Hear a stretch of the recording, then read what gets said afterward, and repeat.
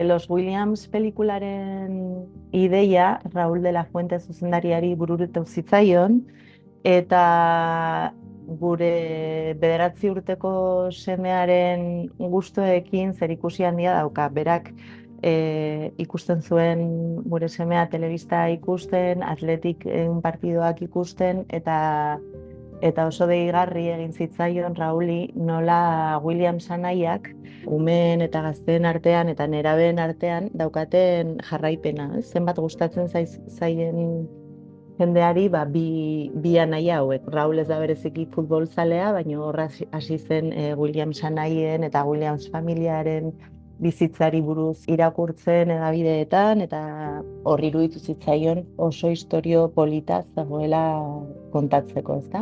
Da horrela hasi zen proiektua. Proiektua martxan jartzeko egin genuen lehendabiziko gauza izan zen, Williams anaien representantearekin hitz egitea. Eta hura konbentzitzea ezen erreza izan, ze agian proiektuan aurkitu dugun zailtasunik handiena izaten da futbolarien agenda eta disponibilitate eza. Oso denbora gutxi daukate kiroletika beraien bizitzak antolatzeko. Orduan hor grabaketak antolatu alizatea oso zaila izan da, eta martxan jartzerakoan gakoa izan zen Kanakiren aurreko pelikulak erakustea representanteari, eta Williams anaiekin Bilbon egin genuen hitzordu bat, Raulek buruan zeukan pelikula kontatu alizateko, eta biek gogoz esan zuten baietz, bai Iñakik eta bai Mikok gogoz esan zuten baietz, nolabait agian gure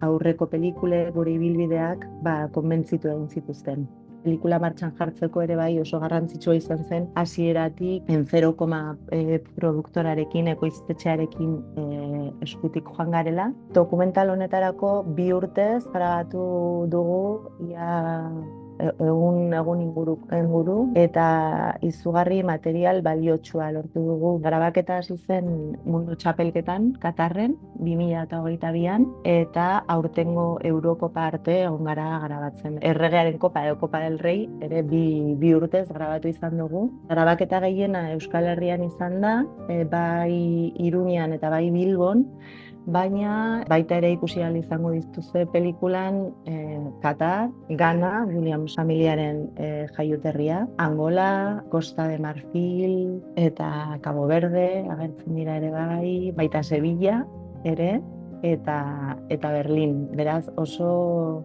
nazioarteko irudi asko ikusi ahal izango dituzue, uste dut Kanakiren estiloa den bezala, ezta?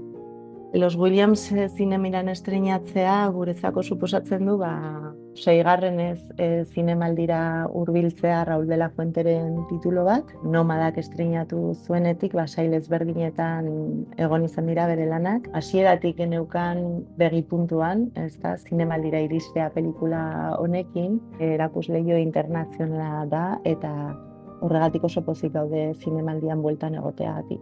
Los Williams pelikularen mezu nagusia esango nuke dela fronterak irekitzea. Gure artean hartzea eta balioan jartzea beste herrialdetatik etortzen diren pertsonak. Pertsona horiek gure gizartea aberasten dute. Eta hori egin nahi izan dugu pelikula honen bidez, kontutan hartuta futbola bozgorailu paregabea dela gaur egun, batez ere gazte eta umeei iristeko.